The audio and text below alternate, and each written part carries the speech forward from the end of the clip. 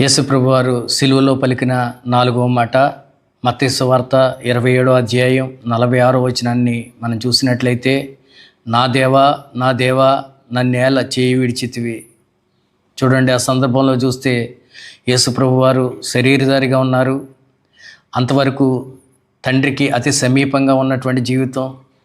పగలంతా ఆయన సువార్త ప్రకటిస్తూ రాత్రంతా ప్రార్థనలో ఆయనతో సహవాసం చేసినటువంటి జీవితం. అణువంత పాపమైనా లేకుండా నిలువెల్ల పరిశుద్ధతతో నిండినటువంటి జీవితం.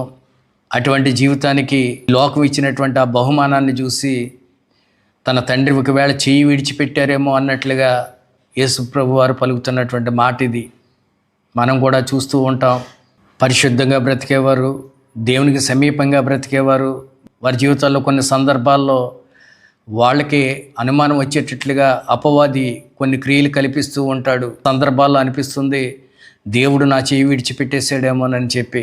అలాగ అనిపించడానికి అవకాశం ఉన్నా కూడా మనం తలంచకూడదనేటువంటి సత్యం మనం గ్రహించుకోవాలి. అది తండ్రి చిత్తంగానే మనం భావించాలి. ఉదాహరణకు ఒక చిన్న కథ ఆలోచన చేస్తే, ఒక తండ్రికి ఒక కుమారుడు ఉన్నాడు. ఆ కుమారుడిని ఒక కుక్క కరిచింది. తనకి వైద్యం చేయించే విషయంలో ఆ తండ్రి తనకున్న పరిస్థితులు బట్టి కొంత నిర్లక్ష్యం చేశాడు. కొన్ని దినాలు గడిచింది, అంతా బాగానే ఉందనుకున్నాడు. కానీ అనుకోకుండా ఆ కుక్క కాటు వల్ల తన ఆరోగ్యం మొత్తం క్షీణించి తను పూర్తిగా అనారోగ్యం పాలైపోయాడు. హాస్పిటల్లో జాయిన్ చేశారు, వైద్యం చేశారు కొన్ని రోజులు.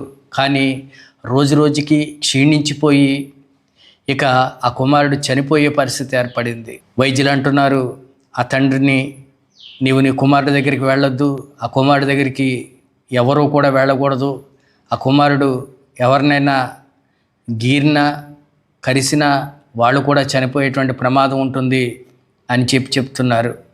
అయితే ఆ ఐసీ రూమ్లో ఒంటరిగా ఉన్నటువంటి తన కుమారుడిని ఆ తండ్రి చూస్తూ కన్నీరు గారుస్తున్న పరిస్థితుల్లో ఆ కుమారుడు కూడా ఎంతగానో రోధిస్తూ, నాన్న నీవు కూడా నన్ను విడిచిపెట్టి వెళ్ళిపోయావా అంటూ కన్నీరు గారుస్తూ ఏడుస్తూ తన ప్రాణాన్ని విడిచిపెట్టాడట.